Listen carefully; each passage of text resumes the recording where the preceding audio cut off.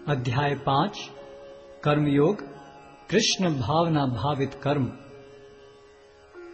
अर्जुन ने कहा, हे कृष्ण, पहले आप मुझसे कर्म त्यागने के लिए कहते हैं और फिर भक्ति पूर्वक कर्म करने का आदेश देते हैं। क्या आप अब कृपा करके निश्चित रूप से मुझे बताएंगे कि इन दोनों में से कौन अधिक लाभप्रद है? श्री भगवान ने उत्तर दिया, मुक्ति के लिए तो कर्म का परित्याग तथा भक्ति में कर्म दोनों ही उत्तम हैं, किंतु इन दोनों में से कर्म के परित्याग से भक्ति युक्त कर्म श्रेष्ठ है। जो पुरुष न तो कर्म फलों से घृणा करता है और न कर्म फल की इच्छा करता है, वह नित्य सन्यासी जाना जाता है। हे महाबाहु अर्जुन, ऐसा मनुष्य समस्त द्वंद्वों से रहित होकर भवबंधन को पार कर पूर्णतया मुक्त हो जाता है। अज्ञानी ही भक्ति को भौतिक जगत के विश्लेषणात्मक अध्ययन से भिन्न कहते हैं। जो वस्तुतः ज्ञानी हैं वे कहते हैं कि जो इनमें से किसी एक मार्ग का भली भांति अनुसरण करता है वह दोनों के फल प्राप्त कर लेता है। जो यह जानता है कि विश्लेषणात्मक अध्ययन द्वारा प्राप्त स्थान भक्ति द्वारा भी प्राप्त किया जा सकता है, और इस तरह जो सांख्य योग तथा भक्ति योग को एक समान देखता है वही वस्तुओं को यथारूप में देखता है। भक्ति में लगे बिना केवल समस्त कर्मों का परित्याग करने से कोई सुखी नहीं बन सकता, परंतु भक्ति में लगा हुआ विचारवान व्यक्ति शीघ्र ही परमेश्वर को प्राप्त कर लेता है। जो भक्ति भाव से कर्म करता है, जो विशुद्ध आत्मा है और अपने मन तथा इंद्रियों को वश में रखता है, वह सबों को प्रिय होता है और सभी लोग उसे प्रिय होते हैं। ऐसा व्यक्ति कर्म करता हुआ भी कभी नहीं बंधता। दिव्य भावनामृत युक्त पुरुष देखते, सुनते, स्पर्श करते, सूंघते, खाते, चलते फिरते, सोते तथा श्वास लेते हुए भी अपने अंतर में सदैव यही जानता रहता है कि वास्तव में वह कुछ भी नहीं करता। बोलते, त्यागते, ग्रहण करते या आंखें खोलते बंद करते हुए भी वह यह जानता रहता है कि भौतिक इंद्रियां अपने अपने विषयों में प्रवृत्त हैं और वह इन सब से पृथक है। जो व्यक्ति कर्म फलों को परमेश्वर को समर्पित करके आसक्ति रहित होकर अपना कर्म करता है, वह पाप कर्मों से उसी प्रकार अप्रभावित रहता है जिस प्रकार कमल पत्र जल से अस्पृश रहता है। योगी जन आसक्ति रहित होकर शरीर, मन, बुद्धि तथा इंद्रियों के द्वारा भी केवल शुद्धि के लिए कर्म करते हैं। निश्चल भक्त शुद्ध शांति प्राप्त करता है, क्योंकि वह समस्त कर्मफल मुझे अर्पित कर देता है।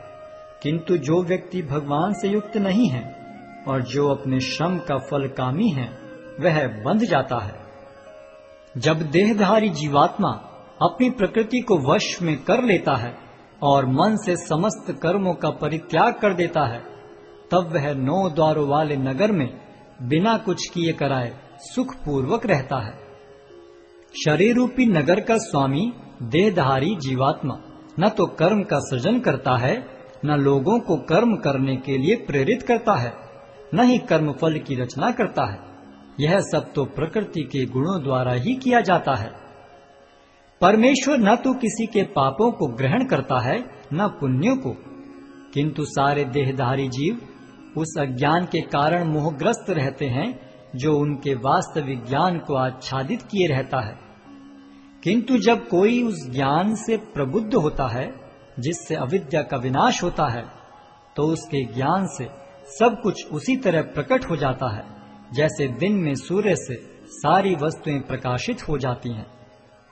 जब मनुष्य की बुद्धि, मन, श्रद्धा तथा शरण सब कुछ भगवान में स्थिर हो जाते हैं, तभी वह पूर्ण ज्ञान द्वारा समस्त कलमश से शुद्ध होता है और मुक्ति के पथ पर अग्रसर होता है।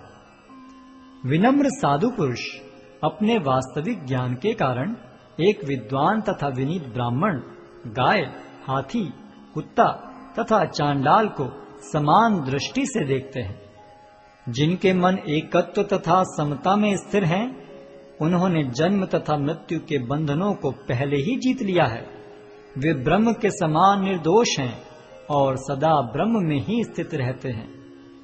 जो न तो प्रिय वस्तु को पाकर हर्षित होता है और न अप्रिय को पाकर विचलित होता है, जो स्थिर बुद्धि है, जो मोह रहित है और भगवद विद्या को जानने वाला है, वह पहले से ही ब्रह्म में स्थित रहता है। ऐसा मुक्त पुरुष भौतिक इंद्रिय सुख की ओर आकृष्ट नहीं होता, अपितु सदैव समाधि में रहकर अपने अंतर में आनंद का अनुभव करता है। इस प्रकार स्वरूप सिद्ध व्यक्ति पर ब्रह्म में एकाग्र चित्त होने के कारण असीम सुख भोगता है। बुद्धिमान मनुष्य दुख के कारणों में भाग नहीं लेता, जो कि भौतिक इंद्रियों के संसर्ग से उत्पन्न होते हैं।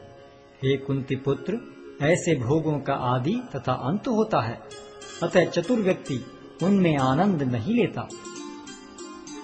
यदि इस शरीर को त्यागने के पूर्व कोई मनुष्य इंद्रियों के वेगों को सहन करने तथा इच्छा एवं क्रोध के वेग को रोकने में समर्थ होता है, तो वह इस संसार में सुखी रह सकता है। जो अंतःकरण में सुख का अनुभव करता है, जो कर्मठ है और अंतःकरण में ही रमण करता है तथा जिसका लक्ष्य अंतर्मुखी होता है, वह सचमुच पूर्ण योगी है।